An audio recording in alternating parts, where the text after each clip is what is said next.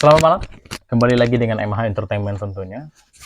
Di malam hari ini kita akan podcast seperti biasa, tapi dengan genre yang agak sedikit berbeda.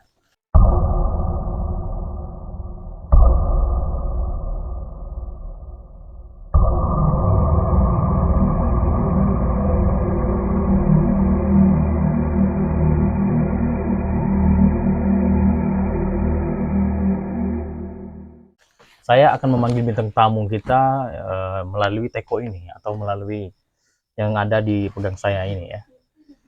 Silakan saksikan untuk yang bintang tamu kita selanjutnya.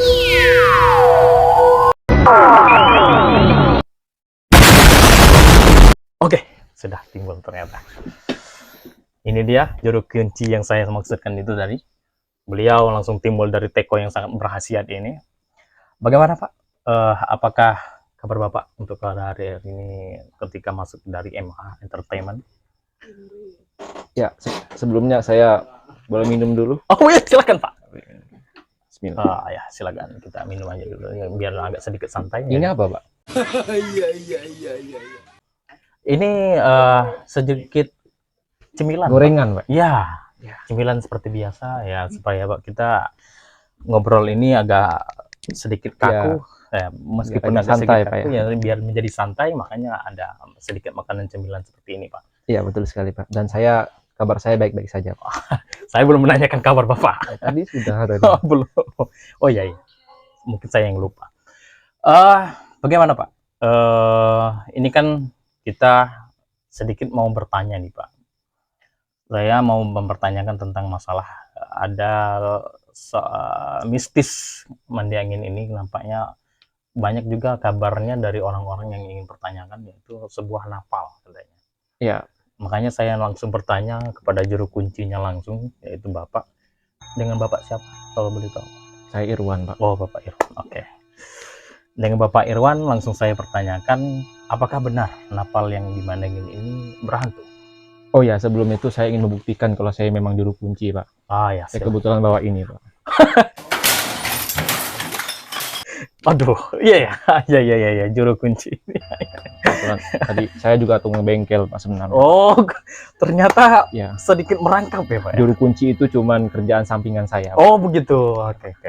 Untuk pertanyaan pertama tadi, kira-kira menurut Bapak, apakah benar di Mandangin ini atau di desa Mandangin ini itu ada sebuah berhantu gitu, Pak, di napal tersebut? Ya, sebelumnya saya mau jelaskan dulu, Pak. Jadi napal itu adalah semacam destinasi wisata yang sering banyak dikunjungi ketika air Tembesi lagi surut, ya Pak. Oke. Terutama di desa Mandiangin Tuo atau di desa Mandiangin Pasar gitu ya. Jadi buat yang belum tahu mungkin di sana. Jadi kalau airnya lagi surut, anak-anak dan remaja-remaja itu memang banyak main di sana, Pak. Tapi apakah itu berhantu, Pak? Benar. Berhantu? Benar, itu berhantu sekali. Sejak kapan Pak berhantunya kalau menurut Bapak ini? Karena kan dengar-dengar cerita kan sewaktu-waktu dulu kan belum pernah ada seperti ini. Ya, apakah baru-baru ini? Apakah memang sudah zaman-zaman dahulu waktu nenek moyang kita sudah ada, atau memang bagaimana? Sebenarnya itu sudah berhantu sejak saya masih kecil, Pak. Oh, sudah jadi masih kecil ya. Oke. Dan memang di sana itu memang hantunya kurang kentara, Pak. Tetapi baru-baru ini ya memang sudah ada isu berhembus kalau memang di sana itu ada penunggunya, Pak. Oke. Dan ya di sana ya selain juga hantu, penunggunya juga ada juga manusia. Ya, tadi itu banyak datang main ke sana, Pak. Jelas. Nah, itu pertanyaan yang kedua ini, apakah benar ya kan? Ketika di napal itu ada kejadian yang janggal di sana, karena kan kata Bapak ini ada berhantu ya. Ya, saya waktu itu saya ingat betul kejadiannya itu, Pak. Tuh awal mula saya kenapa saya bisa jadi juru kunci. Iya. Bersamaan dengan saya jadi tukang bengkel gitu. Jadi waktu itu memang ayah saya itu punya usaha bengkel, Pak. Ya. Oh iya, oke. Jadi saya nyambil gitu kan, bantu-bantu ayah saya. Tiba-tiba saya mandi, Pak. Saya mandi ke napal yang itu tadi. Karena saya senang lihat teman-teman saya mandi ke sana gitu. Dan tiba-tiba gitu saya turun kan, Pak, ya di sana itu kan kalau kita turun ke sungai itu kan agak sedikit curam ya Pak. Betul. Ya. Kemudian saya turun gitu, terus saya didolai sama teman saya Pak dari belakang gitu. Padahal waktu itu saya memang memang mau mandi gitu, tapi belum siap-siap lepas baju dan sama macam gitu, masih pakai seragam yang lengkap gitu ya. Kebetulan waktu itu saya baru pulang dari sekolah gitu. Dan setelah saya turun gitu kan didolai sama teman saya, maka terpaksa saya mandi di situ gitu. Dan memang banyak waktu itu posisinya, waktu itu jam 5:30 sore begitu. Nah, setelah jam 6 sore saya mandi di sana gitu kan, aduh, saya merasa ada yang aneh gitu. Ada yang janggal ya? Ada yang janggal, saya merasa kayak apa ya gitu. Saya teriak ke teman-teman saya gitu. Tapi teman-teman saya waktu itu sedang asik sendiri, mereka lepas baju begitu ya, karena mau mandi tadi, sedangkan saya gitu masih pakai baju lengkap gitu, karena dijolai tadi gitu. Saya merasa kayak ada yang aneh gitu. Ternyata Pak, setelah saya selidiki, ternyata saya lupa bawa sabun Pak. Ya, itu cerita. Tapi belum ke sana Pak, yang janggal itu Pak, saya merasa waktu itu saya ingat betul, yang mandi di sana itu Pak ada sekitar 25 orang Pak. Setelah saya sudah mandi gitu, saya mau naik gitu. Karena saya tadi pakai baju gitu, jadi saya nggak pakai baju lagi gitu, naik itu. Dari 25 itu Pak, saya lihat ternyata ada 26 orang yang mandi di sana. Wah, itu pertama kali saya lihat Pak. Ya, saya memang nggak ada kerjaan Pak, saya hitung. Saya hitung memang orang yang mandi itu ya. Kebetulan waktu itu kan saya juga narik ada tiketnya juga kan gitu. Kita mandi. Saya hitung Pak 26 orang Pak. Satu itu Pak, dia masih ibaratnya tuh masih ada di air gitu. Ya, itu seorang cowok atau cewek Pak? Itu belum bisa dikonfirmasi itu Pak. Rasanya itu kayaknya, kalau saya rasanya itu adalah cewek Pak.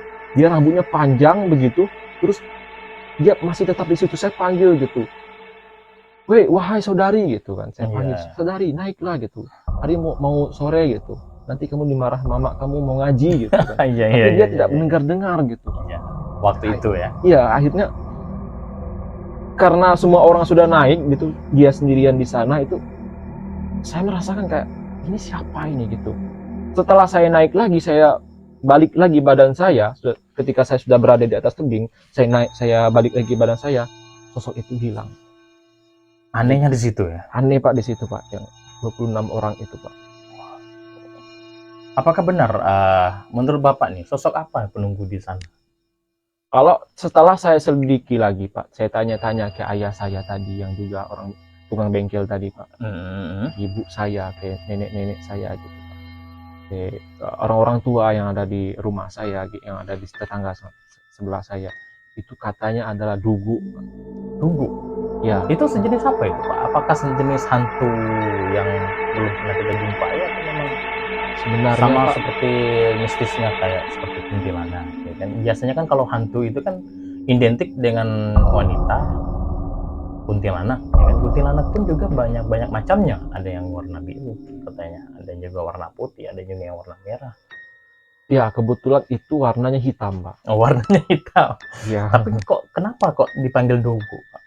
Dugu mungkin bentuknya Pak ya, kalau saya lihat, saya tanya-tanya ke orang-orang tua saya, itu bentuknya itu orang-orang jarang sekali melihat dia itu tegak Pak. Makanya dia dugu. Oh gitu. Jadi dari padanan kata dugu jadi dugu ya. Sampai sekarang dugu gitu Pak ya.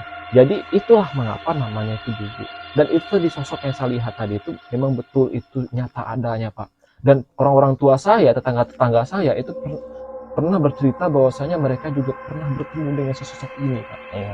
Bahkan dulu katanya ada tetangga saya Pak, dia mandi waktu sore-sore itu, waktu air lagi banyak gitu kan, mandi di sungai itu. Terus tiba-tiba dia pulang ke rumah, tiba-tiba ada sesosok wanita berambut panjang itu datang mengikuti dari belakang dia Pak. Menyerupai itu? Dia tidak tahu itu bentuknya seperti apa waktu itu. Pokoknya mukanya itu tertutup oleh rambut begitu kan. Setelah nyampe ke rumah, sesosok wanita itu minta api. Minta api ya? Minta api. itu sebagai syarat atau memang dia menginginkan itu? Saya yakin dia nggak merokok, Pak. Iya, Tapi nggak kan mungkin kan. dari Iya, iya. sana itu minta api katanya. Mau apa api ini? Mau dibawa ke sungai. Mm-mm. Setelah si sosok rambut panjang tadi membawa api itu ke sungai, Pak. Setelah dilihat gitu kan, rupanya api itu diikuti sama si tetangga saya yang tadi itu. Mm-mm. Dibawa api itu ke dalam air, Pak. Dan api itu tidak padam sedikit pun. Kok bisa ya? Itu bagaimana caranya dia mengambil sebuah api itu, Pak? Apakah melalui tangannya langsung? Bapak pernah nonton SpongeBob, Pak? Bacot. Oh, pernah. Bapak Ya. percaya tidak? Ada kenapa SpongeBob bisa? Bisa ada api di dalam. Bisa ada api Oh di iya dalamnya. juga ya. Iya juga sih. Mungkin hal itu juga Terjadi sama dia sama, itu. sama Oh, si iya. sosok ini tadi itu, Pak. Berarti Bapak belum pernah bertemu sama sosok tersebut? Sebenarnya saya sebagai juru kunci, Pak, tentu saja saya setelah saya bertemu waktu saya mandi dulu itu, yang saya dijolai sama teman-teman saya tadi itu, mulai dari itu setiap saya datang ke mandi ke sungai, Pak, saya selalu bertemu dengan sosok itu, Pak. Ya, terkadang juga dia mengingatin saya gitu untuk selalu bawa sabun gitu kan. Nyuruh karena Bapak kemarin mandi. itu tadi saya nggak bawa sabun gitu. Aduh, iya, iya, Jadi iya. saya nggak lupa bawa sabun begitu. Kira-kira nih, menurut Bapak, sosok tersebut dia menginginkan hal-hal yang aneh selain dari minta api tersebut? Oh, banyak, Pak, sebenarnya, Pak. Selain dari api itu? Ya, yang Berarti pertama sedikit hal-hal aneh juga pasti ada, ada. Pak, pasti ada. Yang pertama dia sering minta tolong gitu. Minta tolong jangan buang sampah sembarangan, Pak. Ya, Oke, ada puitis iya, itu juga ya? soalnya Pak Pengimbauan ya? sungai Tembesi kita, Pak, tahulah, Pak. Ya Allah, memang sekarang udah keruh ya, Pak ya. Ya, ya, Dan betul. dan kita Sudah ini- sedikit tercemar lah Ya, ya. makanya Atau mungkin kita- tercemar, udah terlalu banyak tercemar ya, kayak. nanti dia takut nanti kita dilihat sama pendawara grup, Pak. Betul, ya, ya. Ya, nanti itu permintaan hantu ini pertama, Pak. Nah, apa benar nih kata orang Mandiangin nih, Pak ya? Di sana itu ada pusaka zaman kerajaan dahulu. Menurut orang-orang tua saya, dan saya juga belum pernah melihat itu walaupun saya juru kuncinya, Pak. Iya. Saya kayak merasa kurang berguna, Pak, ya, jadi juru kunci di situ. Jadi itu masih itu ya, masih isu belaka Iya, lah ya, masih mitos isu. lah ya. Dulu itu katanya ada seorang gitu, kita nggak tahu tahun berapa itu ya. Dia pakai perahu ke sana, Pak, pakai perahu dayung gitu ke sana. Terus dia melihat ada semacam rantai gitu. Rantai ya. Di dasar di apa namanya, di dalam air gitu, dia lihat ada rantai yang warnanya emas gitu. Oh, iya, iya. Terus diambilnya lah rantai itu kan, diambil terus gitu kan, karena itu emas, Pak. Bapak bayangkan kalau Bapak ketemu emas, Pak. Betul, betul. Ya, kalau Pasti saya ketemu emas pasti saya mau nikah. Lumayan, Pak, itu, Pak. Sedikit curhat ini. Ya. Berarti yang gini, Bapak, waduh, kayaknya sudah sedikit aneh ini, Pak, kayaknya. Saya merasakan kehadiran sesuatu di sini, Pak. Ya, lanjutkan, Pak. Tidak apa-apa. Aman. Masih aman, Pak. Kira-kira nih, menurut Bapak, apa yang diinginkan sosok tersebut, Pak? Ya, selain tadi ya minta apa namanya, buang sampah. Ya, jangan buang sampah sembarangan tadi ya, Pak ya. Iya. Kan gitu kan tadi kan permintaan aneh ya, Pak ya. Betul. Karena Iya, kan biasanya kita itu kan udah biasa gitu buang sampah sembarangan, tiba-tiba diminta untuk jangan buang sampah sembarangan, kan aneh itu, Pak ya. Iya. Nah, itu adalah budaya kita, Pak, buang sampah sembarangan gitu. Dan Wah, ini kayaknya sudah habis. Bentar, Pak ya. yang kedua, Saya panggilkan kru dulu untuk memeriksa. Yang kedua apa, Pak? yang kedua adalah